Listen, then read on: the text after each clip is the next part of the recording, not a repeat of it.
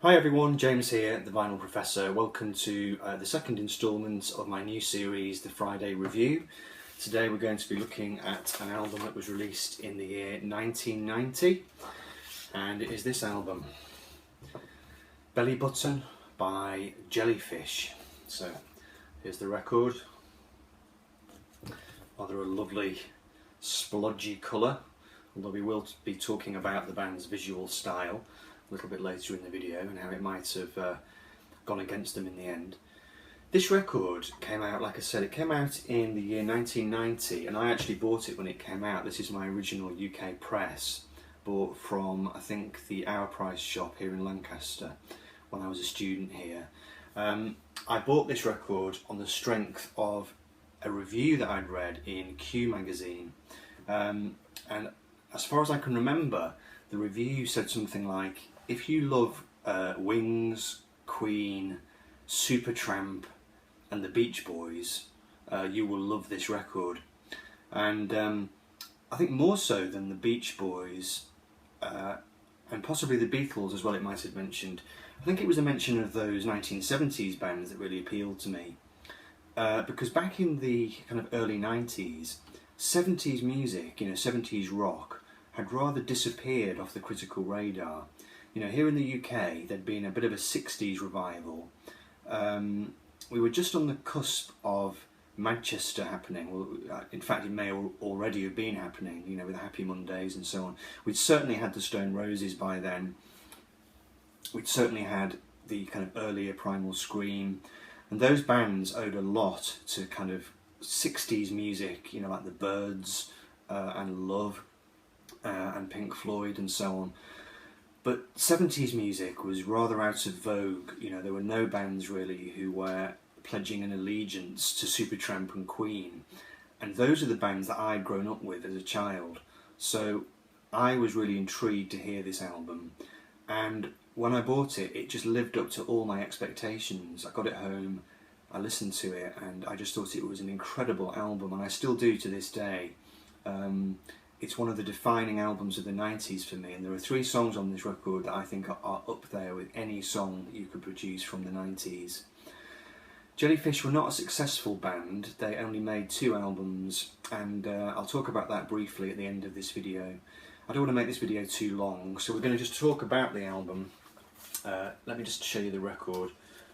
There is a new version of this out now, a remastered version. I think it might be remastered, and it's got a nice flip sleeve, but I've looked for it, I can't find it at a decent price. Here's the record. Jellyfish, Bellybutton, and the inner. I'll show you the inner. I have it here. Here's a picture of someone's belly button, and then on the back you have lyrics and some bubbles floating about the place. So yes, Jellyfish were a power pop band from San Francisco, and they formed after another band called the Beatnik Beach broke up in 1989. The core members were drummer, singer-songwriter Andy Sturmer and keyboardist, multi-instrumentalist, singer-songwriter Roger Joseph Manning Jr.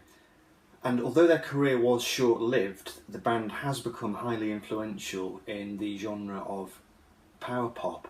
And to this day, if you go onto the Amazon website, you will find lots and lots and lots of reviews from people saying what a great band this was and what a tragedy that they didn't manage to survive and prosper. And if you go onto YouTube as well and check out some of their videos, which I wouldn't recommend you do in a way, and I'll talk about that in a minute. But again, you'll find lots and lots of comments from people saying, wow, this band really soundtracked my youth, and what a shame it was that they didn't manage to sustain a career. So this album was released in 1990, and it demonstrated the wide range of influences which this band drew upon. And they actually drew upon lots and lots of different influences. There was the Paisley Underground. One of the members had been in this band, Beatnik Beach, which was a Paisley Underground group.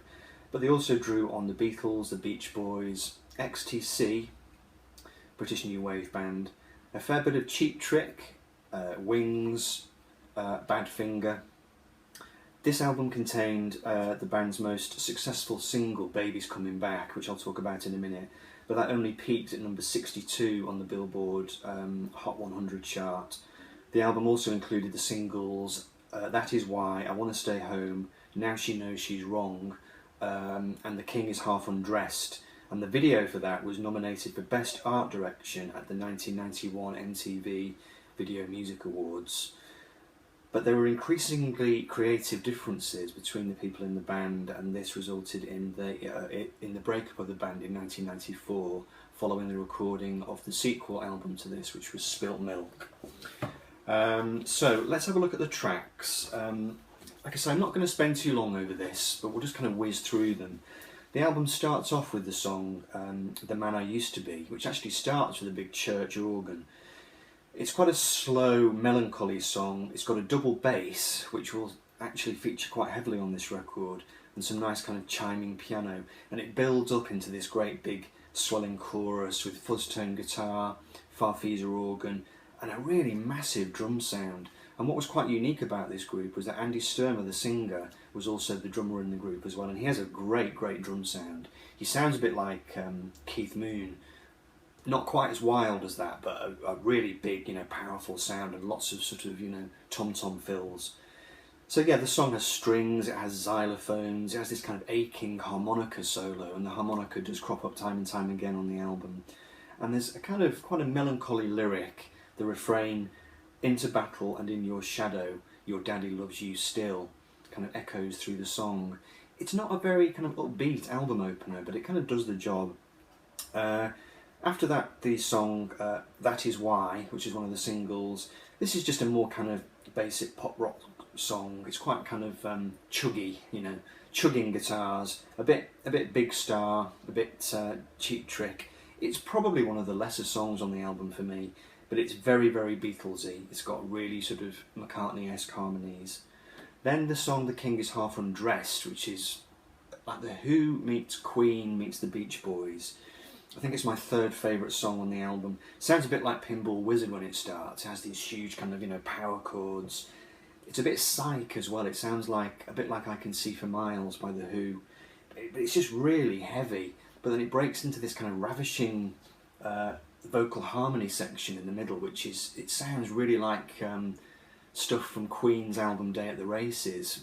Really lovely, lush kind of harmonies. And at the end of the song, you can hear like a tambourine and a pair of drumsticks falling on the floor. It's definitely a very powerful song. It's absolutely fantastic.